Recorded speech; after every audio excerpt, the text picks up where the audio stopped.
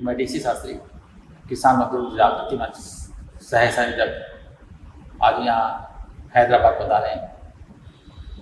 हमें आमंत्रित किया गया है हैदराबाद से, जो कर्ज मुक्ति अभियान को लेकर के बहुत जोर शोर से काम कर रहे हैं। एक महानस्ती से आपसे मिलवाते हैं। नाम है उनका नईम भाईजान। तो आज नईम भाईजान से रूबरू होकर के कुछ इनके मुखारबिन से कुछ सवाल जवाब कर रहे हैं। तो नईम भाईजान, आप थोड़ा बताएं कि आपका जो सफ़र है वो यहाँ तक जो KMDM तक पहुँचा है, इसके बारे में आप ऐसा क्या है, क्या देखा आपने जो आपने हमें आमंत्रित किया? देखो साहब, कि हमने ग्राउंड फ्लोर के ऊपर भी और बड़े बड़े लोगों के साथ भी और अच्छे अच्छे लोगों के साथ बैठ के हम ये महसूस कर रहे हैं कि जो लोग कर्जे से और कर्जे की वजह से इस तरह से परेशान हो रहे हैं, जैसा मानो कि सबसे बड़ा दुनिया के अंदर कोई अगर अपराध कर रहा है, अगर कोई गलती कर रहा है तो अपने आप को मान रहा है इस बात को कि वो सबसे बड़ी गलती करता है, या ये मान के अपने आप को वो कि इस हद तक चले जाने की कोशिश कर रहा है कि जो अच्छे घर से बिलोंग करने वाला, बड़े घर से बिलोंग करने वाला, जो करोड़पति घर से करने वाला, जो मीडियम क्लास से, गरीब से, तो हर एक मास्तिकता, हर एक सोच ऐसी बन गई कि कर्जा लिया तो मैं सबसे बड़ा गुनाह कर दिया।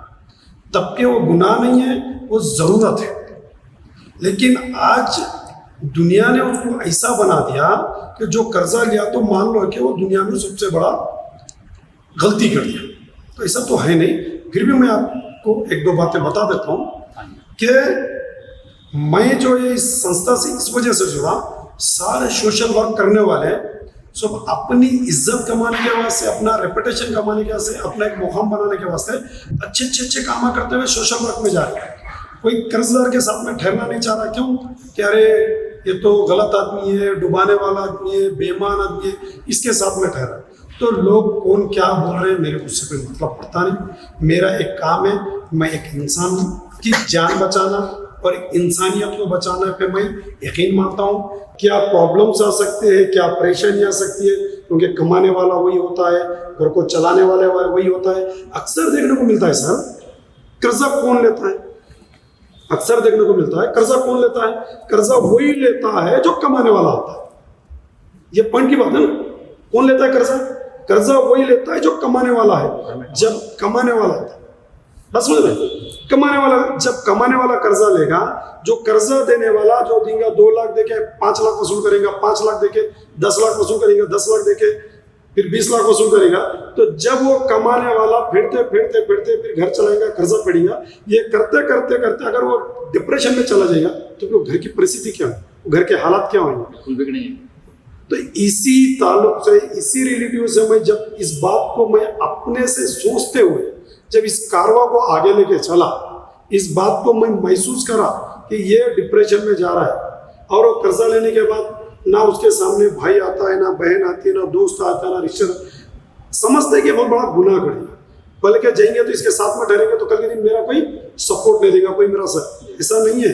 इंसान है, इंसानियत है, हर एक के पास हालात आते हैं। कोई कर्जा शौक से नहीं करता, कुछ ना कुछ अच्छा काम करना। मान लो कि किसी की एक चाय की बंडी है तो समझेगा कि बड़ी होटल लगाएंगे, रेस्टोरेंट खोलेंगे, फिर कर्जा करेगा 2, 5, 10 लाख का करेगा, अच्छा उसको सजाएगा, करेगा। फिर उसके बारे में क्या सोचेगा? फिर 10 लाख कर्जा फेर देगा, फिर बोलेगा इसको बहुत बड़ा रेस्टोरेंट बनाएंगे, फिर 20 लाख कर्जा करेगा। तो ऐसा करते करते जब उसका रेस्टोरेंट नहीं चलेगा, जैसा कि आप लोग देखे कोरोना के बाद, GST के बाद आज तक हालात उठे नहीं। कुल मिला के मैं मानता हूँ कि कर्जे का जो कारण है कर्जा लेने का, ये मान लो बेरोजगारी हो सकता है। बिल्कुल बेरोजगारी है ना साहब। बेरोजगारी तो चरम पे आके ठहर गई है, क्योंकि आज कमाने वाला बंदा कर्जे के दलदल में फंस के जितना उसके पास कमाई नहीं है, उससे ज्यादा तो कर्ज फेरने में चले जा रहा है। तो बेरोजगारी का जो ये आलम बढ़ रहा है, क्या उसका जिम्मेदार आप किसे मानते हैं? इसका जिम्मेदार चाहे तो गवर्नमेंट को मानते हैं, लेकिन इसके अंदर भी कुछ कमियां आवाम की भी है, जनता की भी है।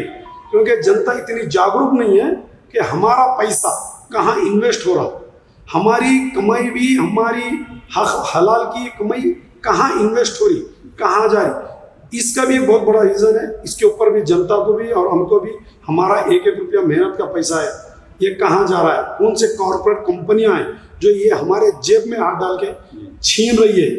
ज़रा इसके ऊपर भी अगर गौर करेंगे तो मैं मानता हूँ कि महंगाई के अंदर और थोड़ी सी राहत मिल सकती है, जो अपने आप को इस बात में कंट्रोल कर सके।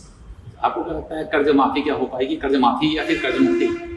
किस जैसे मैंने सुना है कि आप एक अभियान को लेकर के साथ चल रहे थे कर्ज माफी के लिए, तो अब कर्ज माफी से लेकर के जो कर्ज मुक्ति के लिए आप यहाँ इस अभियान से एक ज्वाइन किए हुए हैं, तो क्या उम्मीद है, क्या उम्मीद करते हैं आप, ऐसी क्या आकांक्षाएं या क्या अपेक्षाएं लेकर के चल रहे हैं आपके सामने जाकर मंच के द्वारा कि आप इसको ज्वाइन किए? सर, कर्जा माफी होती है, बड़े बड़े लोगों की हुई है। हमारे तेलंगाना के अंदर भी हाल ही में 2-4 दिन के नीचे हाल ही में हमारे रेवंत रेड्डी जो है वो कर्जा माफी 2 लाख रुपए तक की किसान की कर्जा माफी के लिए किए। और इससे पहले वैस राजशेखर रेड्डी साहब भी थे, वो भी करे हुए थे, फिर अपने केसीआर साहब थे, वो भी करे हुए थे। तो कर्जा माफी नहीं होती है, लेकिन वो कर्जा माफी में कुछ स्टेप है कि किसकी हो सकती है, किसकी नहीं हो सकती है, किसकी करना चाहिए। इसके ऊपर गवर्नमेंट को ज़रा एक बार तवज्जो दे के जिसकी कर सकते हैं, अगर इनका कर्जा माफ करके अगर उनको थोड़ी सी राहत दे दिया जाए तो मैं मानता हूँ कि लोगों के चेहरे पे बहुत अच्छी स्माइल आ सकती है। आप देख रहे हैं भाईजान, एक साथियों, नईम भाईजान ने जो एक धर्म के बारे में बड़ा भी एक अजीब सा उदाहरण दिया, बहुत अच्छा उदाहरण दिया। इन्होंने कहा कि धर्म से ऊपर उठ करके जिन्होंने मानवता को जो दर्जा दिया, ये कहा कि भगवान अल्लाह वगैरह सब एक ही है, और इतना अच्छे से इन्होंने जो व्याख्या दी। और तो मुझे लगता नहीं है कि अक्सर ऐसा सोचा जाता है कि हिंदू मुस्लिम या धर्म के बारे में जो बांटने का जो काम किया जाता है, हमारे देश में ऐसा नहीं होना चाहिए। नहीं, सर मैं एक बात बता देता हूँ, धर्म से हटके अगर अपन कुछ काम करेंगे ना तो वो इंसानियत ही कहलाती है। अगर कोई धर्म के अंदर रह के काम करता है तो इंसानियत नहीं बोलते, वो सेल्फिश बोलते हैं, वो खुदगर्ज बोलते हैं, वो अपने आप को काम कर रहा है, अपनी तरक्की करने का से अपनी रोटी सेकने के लिए काम कर रहा है। शब्द बोल करके यानी कि दोनों एक साथ जोड़ा जी। बनाया तो वही है ना, इंसान को बनाया तो वही है। चाहे कुल मिला के कायनात को बनाने वाला भी आप मानते हो, हम मानते हो, पूरी दुनिया मानते हो, चाहे अलग अलग रूप में मानते हो, लेकिन मानने वाले की, काम करने वाले की, सोचने वाले की अपनी अपनी एक क्षमता है, वो उसके प्रकार चल रहा है। आपका इंटेंशन है एकता का, एकजुटता का। जी ठीक है। नहीं भाईजान, आपने बहुत अच्छा बड़ा ही। मैं और एक बात इस बात से आपको जागरूक भी करना चाह रहा हूँ कि मेरे को आपसे बात करके और आपको इंटरव्यू देके भी बहुत अच्छा लगा। शास्त्री जी हमारे राजस्थान के, और किसान मजदूर जागरूक मंच के जो ये भी हमारे शास्त्री जी इतनी अच्छी मेहनत कर रहे हैं।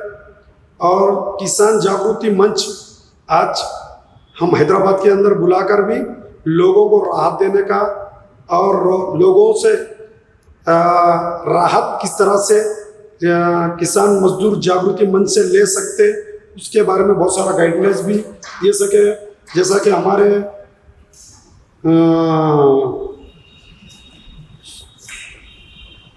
राजू मिश्रा साहब जी है, इस काम को बहुत अच्छे तरीके से अपने सूझबूझ के साथ, कानूनी पकड़ के साथ जो लेके चल रहे हैं, तो उनको भी मानना पड़ता है, क्योंकि उनके अंदर कानूनी चीज़ें इतनी अच्छी चीज़ें उनके अंदर जो चीज़ें हैं उन्होंने जो पकड़ बना बैठे हुए हैं।